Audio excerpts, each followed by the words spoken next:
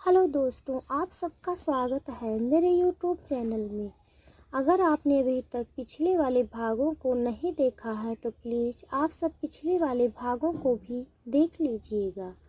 आज की कहानी है कसक भाग 6। अभी तक आपने देखा अहाना आवाज़ ने चौंकाया। उस समय तो वंशिका ने पुकारा था, पर अब वान्या पुकार रही थी जो पानी से बाहर निकल आई थी और उसे भी अतीत से इस जुहू बीच खींच लाई थी। और अब आगे। हाँ, वह चौंकी। यहाँ पर ऐसी क्यों बैठी है? मज़ा नहीं आ रहा है क्या?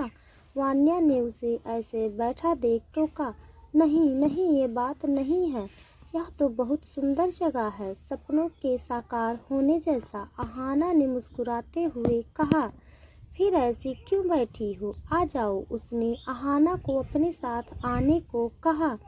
उन्होंने बुलाया तो वह भी उनके साथ समुद्र के पानी में अटखेलियां करने लगी। धीरे धीरे शाम गहराने लगी तो जुहू चौपाटी अपने रंग में आ गई। रात के बढ़ते अंधेरे के साथ वहां लोगों की भीड़ भाड़ बढ़ने लगी और साथ ही वहां की रौनक भी। बीच मानो मेला क्षेत्र बन गया हो। दिन भर की मुंबई शहर की भाग दौड़ शाम को जुहू चौपाटी पर एकत्रित हो गई हो। जैसे मुंबई की प्रसिद्ध भेलपूरी और पानी पूरी खाकर वे बाहर निकले और जुहू में ही बड़ी फिल्मी हस्तियों के घर देखे, जिनमें अमिताभ बच्चन का बंगला सबसे प्रसिद्ध है। उसके बाद एक रेस्टोरेंट में खाने के लिए बढ़ गए। घर आते आते 11 बज गए तो कदम थक कर चूर हो बिस्तर में निढाल हो गए। अगले दिन सुबह वान्या ऑडिशन के लिए गई तो साथ में वैभव भी चला गया। अहाना को उन्होंने घर पे ही रहने दिया। वान्या हर दिन छोटे मोटे रोल के लिए ऑडिशन के लिए जाने लगी, पर फिलहाल उसे काम नहीं मिल रहा, जिससे वह परेशान है। एक जगह फिल्म की शूटिंग चल रही थी। वान्या वहां पहुंच गई। सर, आपने कहा था कि इस बार आप मुझे काम दिलाएंगे, वह डायरेक्टर से रिक्वेस्ट करती बोली। तो डायरेक्टर ने उसे ऊपर से नीचे तक देखा। क्या नाम है बताया था? जी वान्या। वान्या, मैंने कहा था, पर उसके साथ ये भी कहा था कि फिल्म में काम चाहिए तो कुछ पैसों का इंतजाम करो। फिल्म बनाने में पैसे लगते हैं, तुम्हें भी ये बात पता होगी, पर अभी तक तुम पैसों का इंतजाम तो कर नहीं पाई। उसने वान्या को बिना देखे ही कहा। सर, स्ट्रगलर के पास कहाँ से पैसे आएगा? आप एक चांस तो दीजिए, टैलेंट भी कोई चीज़ है, उसने रिक्वेस्ट की। टैलेंट? वह तंज हंसी वाली हंसा। बात यह है वान्या कि टैलेंट तो मुंबई की सड़कों पर बिखरा पड़ा हुआ है।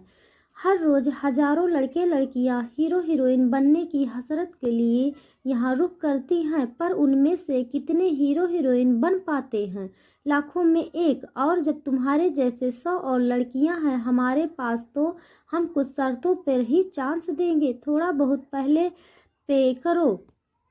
एक डेब्यू करते हैं एक डेब्यू करते ही सब वसूल लोगे? चांस देंगे टैलेंट दिखाने का तो तब पता चलेगा कि जिनकी आप बात कर रहे हैं उन 100 में पहले नंबर पर हूँ। आप तो चांस ही नहीं देना चाह रहे। चांस की शर्त तुम्हें पता है? या तो पैसे दो या। उसने मान्या की तरफ देखा तो वह खामोश हो गई। तो डायरेक्टर उठकर जाने लगा।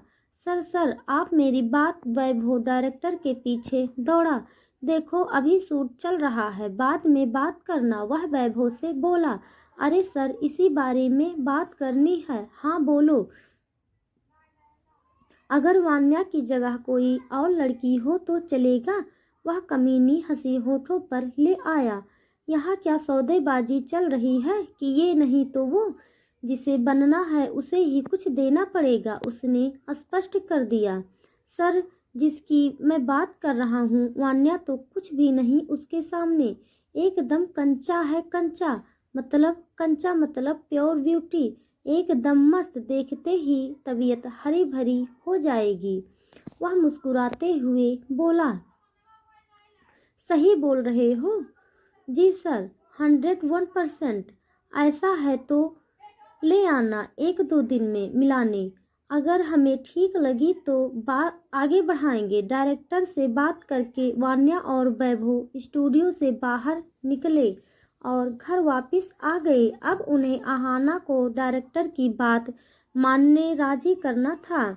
ऐसे सीधे बोल कर तो वह राजी नहीं होगी, तो उसे वैसे ही डायरेक्टर के पास ले जाना पड़ेगा जैसे वान्या गई थी। दोनों एक बड़ा सा प्लान बनाते हैं। 1-2 दिन इस पर ज़्यादा बात नहीं करते। उसके बाद अहाना को लेकर शॉपिंग कराने ले गए। कुछ सुंदर और स्टाइलिश वेस्टर्न ड्रेसेस दिलाई, जिन्हें पहनने से पहले तो अहाना तैयार नहीं हुई, पर ये तो पहनने ही पड़ेंगे कहकर अगले दिन उसका एक अच्छे से फोटोग्राफर से फ़ोटो शूट करवाया और कुछ दिन बाद उसे लेकर छोटे मोटे डायरेक्टर के चक्कर काटने लगे। यह सब उनके प्लान का हिस्सा होता था। कुछ असली डायरेक्टर होते हैं, कुछ नकली, पर यह करके अहाना को यह यकीन दिला दिया कि उसे इस तरीके से काम नहीं मिलेगा। एक दिन अहाना ऑडिशन से रिजेक्ट होकर वापस आई तो अब वह भी निराश हो गई। उसे तो यही लग रहा था कि काम उसे मिल नहीं रहा। उसने वान्या और वैभव के पैसे भी खर्चा करवा दिए और अब वह उन पर बोझ बन गई है। अभिनेत्री बनने का तो उसका शौक भी नहीं था। उसे तो एक्टिंग का ABC भी नहीं आता। वह तो बस जीवन यापन के लिए यह सब करना चाहती थी। बल्कि वह तो वान्या को समझाया करती थी कि क्यों फिल्मों के चक्कर में जीवन खराब कर रही है, पर उसकी किस्मत उसे यहाँ खींच लाई है। कोई छोटा मोटा रोल भी मिल जाता तो वह कर लेती, पर यहाँ तो कोई उम्मीद नहीं दिख रही। वान्या, हाँ, मुझे हीरोइन नहीं बनना। इससे अच्छा मुझे कोई जॉब लगा दो। मैं अब तुम दोनों पर बोझ नहीं बनना चाहती। क्यों नहीं बनना? वान्या ने आश्चर्य जताया। रोज तो चक्कर लगाते हैं, कोई काम तो देता ही नहीं। यही मेरा भी हाल है। पैसे भी खत्म होने को आए, यहाँ आकर कोई कमाई भी नहीं है। थोड़ा बहुत पैसे थे, वो भी तेरे फोटो वगैरह करवाने में चले गए। अब तो अगले महीने से इस फ्लैट का रेंट भी नहीं चुका पाएंगे। वान्या ने गहरी सांस ली। तभी तो कह रही हूँ, छोड़ो ये हीरोइन बनने का चक्कर, जॉब करते हैं। अहाना ने उसे सुझाया। जॉब क्या करेंगे? कुछ काम आता है? फिर से नौकरानी बनने का इरादा है क्या? वान्या ने तंज किया। वो भी काम ही है। ऐसे रोज धक्के खाने से अच्छा तो मैं वही कर लूँगी। मुझे वही काम दिला दो। कम से कम 2 वक्त के खाने की चिंता तो नहीं रहेगी। हम तुझे महारानी बनाना चाहते हैं और तुझे नौकरानी बनना है। हंसते हुए वान्या ने तंज किया। महारानी? आन्या के होठों पर कड़वी मुस्कान ने दस्तक दी तो स्वर भी तंज वाला हो गया। एक ने नौकरानी से रानी बनाने का ख्वाब दिखाकर यूं दर दर भटकने मजबूर कर दिया। अब तुम महारानी बनाने के चक्कर में क्या नहीं बनाकर छोड़ोगी? वह मन में बड़बड़ाई। क्या हुआ, चुप क्यों हो? उसे चुप देख वान्या ने पूछा। कुछ नहीं, अहाना धीमे सुर में बोली। वान्या ने वैभव की तरफ देखा और उसने उसे कुछ इशारा किया तो वान्या ने जानबूझकर वैभव के फ़ोन में कॉल लगा दिया। हेलो डायरेक्टर साहब, उसने अहाना को दिखाने की वह डायरेक्टर से बात कर रहा है, कहा। हाँ बोलिए। जी हाँ बोलिए। जी आ जाएंगे कल। उसके चेहरे पर शातिर मुस्कान आ गई। क्या हुआ? किसका कॉल था? डायरेक्टर का फ़ोन था। उसके पास अहाना के लिए एक अच्छा रोल है, पर उससे पहले कल अहाना को ऑडिशन देना पड़ेगा। अगर यह पास हो गई तो रोल इसको, वह खुशी जताते हुए बोला। भगवान करे ये रोल मुझे मिल ही जाए। अहाना के मन में भी आशा की किरण जाग उठी। जरूर मिलेगा, बस एक बात का ध्यान रखना है, वैभव ने कहा। तो अहाना बोली, क्या क्या ध्यान रखना? डायरेक्टर थोड़ा काइया है, वो जो कहे वो सब करना। वरना ये लास्ट चांस भी चला जाएगा और हमें कहीं और ठिकाना ढूंढना पड़ेगा। कोशिश करूंगी। अहाना ने उसकी बात में हामी भरी। अहाना भी अब इस सब से तंग आ चुकी थी। कब तक वह यह गरीबी और तंगहाली की जिंदगी गुजारेगी? यदि कल उसे रोल न मिला तो क्या करेगी? और जब खुद के अस्तित्व पर संकट है तो कैसे अपने भाई को ढूंढेगी? नहीं कुछ बात बनी तो वह वहीं काम करना शुरू कर देगी जो वह मालिक की कोठी पर करती आई है। 2 वक्त का खाना नसीब होगा तो वह अपने भाई के बारे में भी सोचेगी। जैसे तैसे रात कटी। सुबह उठी तो ऑडिशन के लिए तैयार होने लगी। वान्या की जिद पर वह घुटनों तक का ब्लैक कलर का वह वन पीस जो स्ट्रिप्ड हाफ बैकलेस का पहनने को लिए तैयार हुई। उसे वान्या ने फोर्सफुली दिलाया था। उसे पहनकर उसका रंग और निखर आया। अब वह किसी फिल्मी हीरोइन से जरा भी कम नहीं लग रही थी। पैरों में ब्लैक कलर की हाई हील और बाल खुले छोड़ वह वैभव के साथ एक स्टूडियो के बाहर थी। वैभव ने घर से यहाँ तक आते आते न जाने कितनी नसीहतें उसे दे डाली थी। तंगहाली का, गरीबी का न जाने कितने उदाहरण देकर उसे भेज रहा था। वह खुद की हालत पर बलि के बकरे की तरह महसूस कर रही थी जिसे बलि ले से पहले खूब खिलाया पिलाया जाता है, जिसे वह नर्वस है। उम्र में छोटी जरूर है अहाना, पर ठोकरें खाकर इतनी अक्ल तो उसे भी आ गई है कि समझने लगी है कि बिना अपने फायदा देखे न कोई उसका मदद करता है और न आंसू पोंछता है। जो ऐसे करने की कोशिश करेगा वह उसकी कीमत भी मांगेगा। पर अभी वैभव पर विश्वास करने के अलावा उसके पास कोई चारा नहीं। जब वह स्टूडियो के अंदर आई तो डायरेक्टर और अन्य लोग शूट में बिजी थे। लाइटमैन, कैमरामैन, ब्यूटिशियन और ढेर सारे साइड एक्टर्स की पूरी एक टीम महीनों मिलकर कार्य करती है। तब जाकर एक मूवी जो 3 घंटे तक दर्शकों को स्क्रीन पर बांधे रखती है, उसे बनने में न जाने कितने लोगों का योगदान छिपा होता है। अहाना को यहाँ आकर पता चला।